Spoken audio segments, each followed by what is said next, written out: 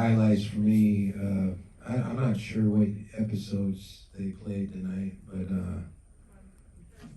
just the first one. So I guess in episode 5, we sing Two-Story House. And that's one that Tammy actually wrote.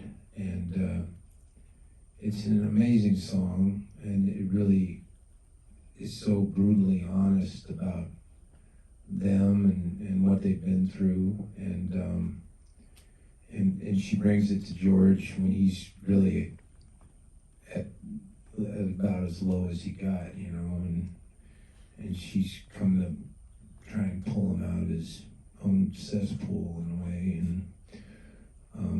and then they go to the studio, and Tammy brings Georgette, and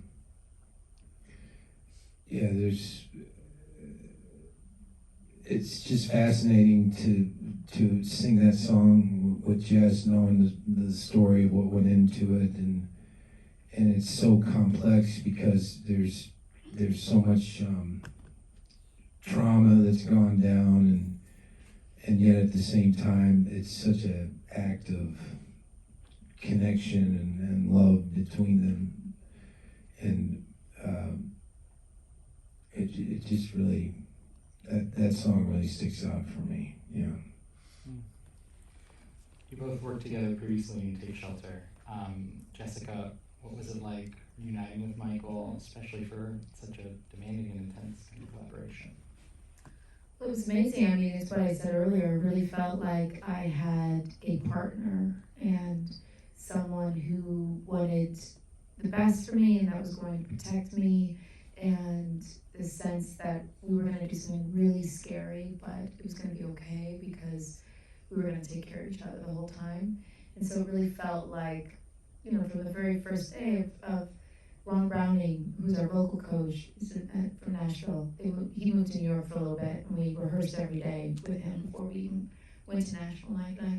But from the very first moment, we were learning these solos and singing these duets. It just felt like, okay, I know my way in now. And honestly, you don't know that necessarily that's going to be the case. You know, we've known each other for such a long time, and we're dear friends and have so much love for each other.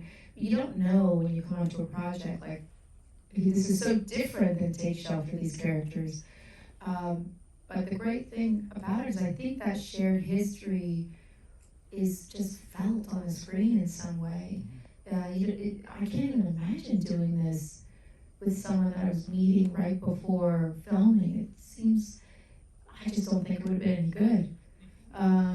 So yeah, it's a real, every moment is so layered, and I think it comes from the amount of trust that we really had for each other. And also we're similar actors in that we're both incredibly obsessive. And we don't, like, we're okay to do more, you know, to work all day, do 20 takes, and we're not lazy. And I really respect, when I'm very, very happy when I'm working with an actor who cares as much, if not more, than I do. And it takes a lot to care more than me about something I'm working on. And Mike's like that. The origins of this are in a film, and I'm curious, in terms of the characterization, what the expanded room afforded you in playing Tammy, and particularly just the level of complexity you get to get into with her, and in what I felt was like a perfect length for this story. Yeah, I can't imagine doing it as a film now. I mean, there's 30 songs. There's like so much that happens. Well, I really felt it in episode 6. There's a scene where there's a flashback to episode 1, and it's kind of mirrored. And the first time I saw it cut together, it was really, it made me incredibly emotional. And you realize something like that can only happen in a miniseries.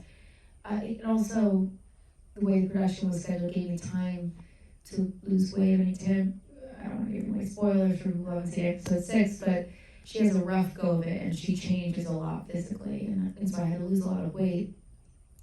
And we had a wonderful hair and makeup team that helped us with that progression with them. But to see that, to go on the journey with them, to see their love story through all these chapters, and you know, to see that it kind of just was the constant in their lives, no matter what they were going through physically or emotionally. Was so moving to do that in that 6-part series. So yeah, even though it took over a decade, it happened the way it was supposed to. Rachel, can you describe your relationship to George and Tammy, how you knew their music and how you thought about adapting it, working through it for this story?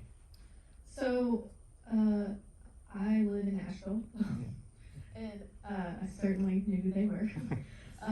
Certainly know I work in the music industry in Nashville, and actually pretty nerve-wracking because they're gods there. So big shoes to fill for them. We were all filling it. So but also everyone knows their songs, and so I think the goal was to make this sound timeless, to make it sound familiar, but also give it a somewhat fresh take on it. And we didn't overthink it too much. We just wanted it to sound like something that could play now for the people who have never heard it, and then also the people that if they're very familiar with their music, it's going to sound familiar. And I think we definitely did that because people who knew their music inside and out came up to me and said, wow, this sounds like a fresh take.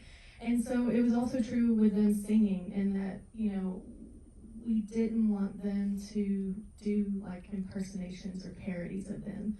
And so it was important that they insert themselves into these characters singing wise. And they did that. And what ended up happening was, did they sound exactly like George and Tammy? No, but they got respect from the country's music community because they were respectful about these characters and not about these people, and not, trying to just do a bad, impersonation of them. And so that was kind of true with the music and with the singing. Michael, in your research, was there anything unique maybe about George that helped you find a way in, something that didn't jump out to you immediately necessarily? Well, I mean, I was kind of surprised to find out how much he was into design. He could have been an interior designer if he wasn't a country music legend. He was very into his houses and how things looked, and he about color and texture and all these things. He was just incredibly sensitive all around, not just as a singer, but just sensitive to every kind of sense,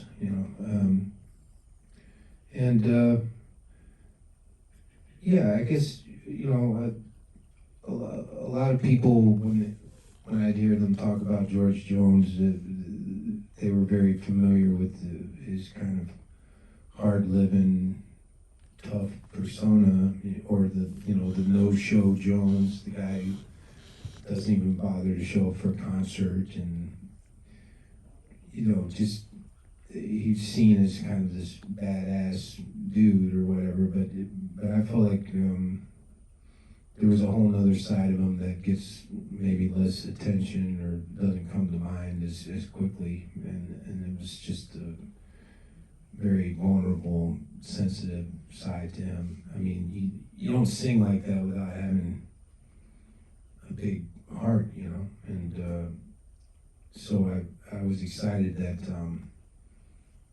I was excited to pursue that aspect of him and focus less on the other aspect. Jessica, what about for you with Tammy? Anything surprising jump out in your research of her?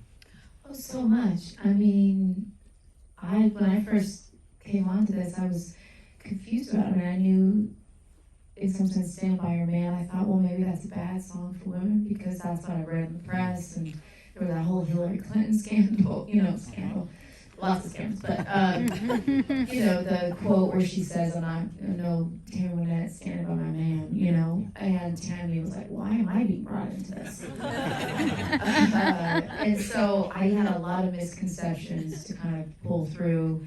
I realized that, that song isn't about standing with being with someone when it's not appropriate and it feels unhealthy. So you can love someone, you can forgive them, you can support them, you can love them for the rest of your life, but you don't have to like sacrifice yourself for it. And she did. I mean, Tammy was married 5 times, so Stand By Your Man is not about, you know.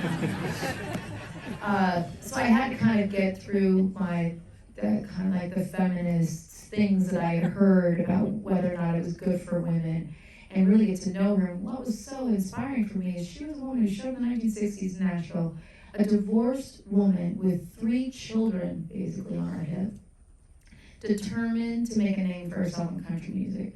And I mean, Nashville still is tough on women. That's why I'm so excited Rachel's doing our show, because it's a big deal. I cannot say this loud enough and more enough. And I hope she has a long, long career in this industry, because I think she's so talented. But I've been to award shows and all that, and I've talked to a lot of country singers, and it's tough still. I can't even imagine what it must have been like in the 1960s. And the fact that this woman did all the things that she did, that's not a doormat. And that was really, really exciting for me to get to know and to read about. And I just loved her. And I love her so much. For each of you to wrap, what is the story of this couple that you hope people really take away that goes beyond headlines or like what both of you were talking about? And it gets at, I think, what the contribution of the show is, which is something really thorny and complicated and difficult at times. Rachel, you first. The biggest takeaway I had is they are extremely relatable people. I mean, they were very flawed. They had a lot of things that I think a lot of people can relate to. They were so, I mean, I want to say normal. I mean, they weren't normal, but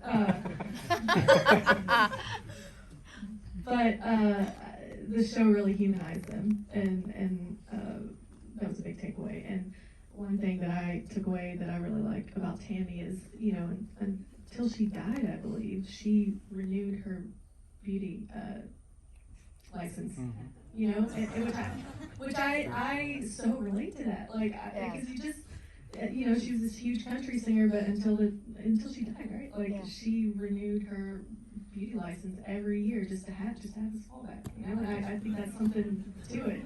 You know. Yeah. Michael. Oh, I mean, it's such a big story, you know, it's hard to condense it to a soundbite, but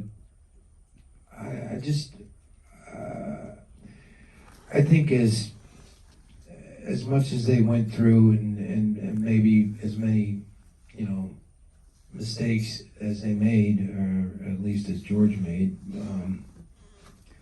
I just really admire both of them. Like Jessica was saying about Tammy, their tenacity. You know, they both came from very rough childhoods, and that's not uncommon in country music. A lot of performers do, but I think that they had tremendous strength. Even though they both succumbed to addiction and whatnot, they're just two of the strongest people I've ever come across, you know, and telling stories and whatnot. And I just, I really came away with a lot of love and respect for George, and I can't imagine, you know, there's stuff that you see in here where he's in a padded cell in a straitjacket, you know, talking to a duck, and he went from that to getting his act together and getting clean and living out the rest of his life with some semblance of dignity, and that's just a monumental feat of strength and perseverance, and I think that could be inspiring for people to take away from the show, people that are struggling with similar issues. That's beautifully put. That's all you the last word. Oh, the last word, that's too much pressure. There should be. I guess the thing that inspired me about them and their story and them as artists, and I hope to follow, not completely in the footsteps, but this idea that they left themselves open to experiences, even when it didn't feel good. They really ran headfirst into their lives, and they shared it with others. I mean, there were moments, you can find Tammy on YouTube and all these performances where she's just like bearing it all. And that to me is the most exciting thing about an artist who's willing to do that, who's willing to really go into the uncomfortable and dark, and maybe unappealing and ugly nooks and crannies of who they are and share it through their art, the longing and the loneliness and desire and the imperfections. And I find that to be really interesting as someone who creates things. It hopefully, in some sense, emboldens me to do the same. All right, well, thank you all so much.